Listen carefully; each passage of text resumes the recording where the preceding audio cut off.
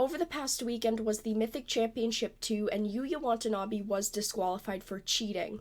I do not talk a whole lot about cheating in Magic the Gathering because most of the time we either do not have proof or the professional player says that it was a mistake and they did nothing wrong, so the judges tend to take their word for it and just say, make sure that it does not happen again.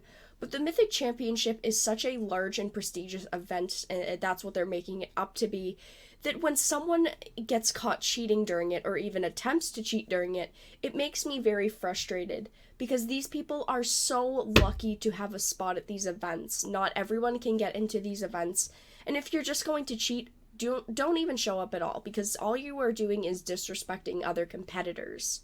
So he was disqualified from the Mythic event for cheating. He was caught marking 8 cards. During a deck check during round 15, the judge staff noticed that something wasn't quite right about his deck, where the sleeves of his Urza power plants were marked in a very specific way. 3 Urza's Mine and 1 tower had different markings, and 3 towers and 1 mine had different markings. No other cards in the deck or the sideboard had any of these markings or any other markings at all, and the judges believed that the likeliness of this happening were slim to none, so they disqualified him for cheating. Now, after he was disqualified, he made a statement and also released pictures of the markings in question, and he said that, I honestly don't know how my Urzatron lands became marked, so I don't know the exact reason things turned out this way, he said. I think that maybe it's because I tutored for them a lot from my deck. This requires touching the cards more, and the repeated exposure might have caused damage to them, giving them distinguishable markings. I'm sorry, but these markings are far too uniform to be a mistake. Corner bends like what had happened are not too far-fetched, but if there were multiple cards other than these ones, these specific lands that had those, he might have ended up getting away with it. Now, we know that the 3 mines and 1 tower were the corners, so the 3 towers and 1 mine had divots. Full-on divots in the card sleeves. It looks like I took my fingernail and pressed very hard against these sleeves to cause this sort of divot. Touching the cards and more repeated exposure does not cause those distinguishable markings. And to top that off, in round 12, at a large event like this, he had to change his card sleeves since they apparently were sleeves that were used on day 1 and that they were becoming worn out. Why wouldn't you change your sleeves going into day 2 at a large event like that? Unless I was specifically trying to not change card sleeves due to having them being marked, I'm going to be very, very particular on how my card sleeves look. I would be worried, and I would be going mad about the fact that, should I change the sleeves? Or could this affect the way that I am playing my deck? And I would be asking myself that constantly. So between 4 rounds, he again marked his cards, which isn't hard to do. It's as simple as you just sit there between rounds and pretend to shuffle, and if it was the corners, I bet that he would have gotten away with it. But the divots are the damning evidence here. One thing that people defending him have said is that if this was cheating, of course, even though it's proven at this point, that when you're in such a position in such a prestigious event, you want to do good. You have so much weighing you down, and you have so much to prove to family, friends, competitors, and even yourself. I think that this is pretty cheap for defense, honestly.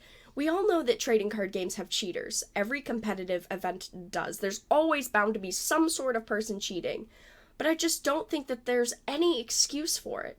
Most of the others got there fairly, and they didn't have to cheat to get themselves there. It is so disrespectful to them to walk into an event and to plan to walk into an event and cheat and hopefully win money out of that because you were cheating.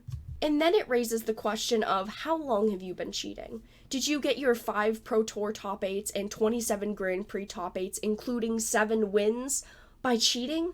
That record is very impressive, and he's won Player of the Year, and he is a Hall of Fame Magic the Gathering professional player. He's supposed to be a representation of our player base, and this is how you back your fellow players? I personally think that if you're in the Hall of Fame and you are caught cheating, you don't deserve to be in that Hall of Fame, because who really knows if the whole time you were cheating? I want to give him the benefit of the doubt because he has never been caught cheating before, but at the same time, does he deserve that benefit of the doubt? He did go to this event and he did cheat. He had the intention and he drew out that intention. He went with it.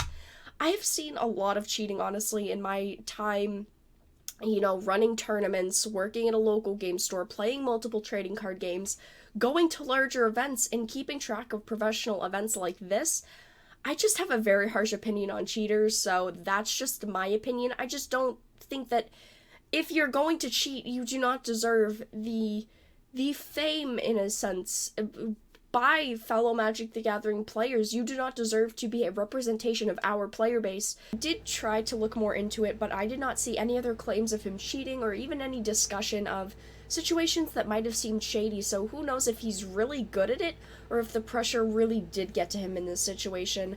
Either way, let me know your thoughts. I'm really curious to know, how harsh are you all on cheaters? I am very harsh on cheaters. I believe if you are going to cheat, you do not even deserve to be in a situation that could further your career in the field that you're cheating in. But let me know your thoughts and opinions in the comments down below. I hope you guys enjoyed this video. If you did, make sure to give it a like, and of course, if you did not, make sure to give it a dislike. I appreciate your support either which way, but I hope that you enjoyed, and I will talk to you guys again really soon.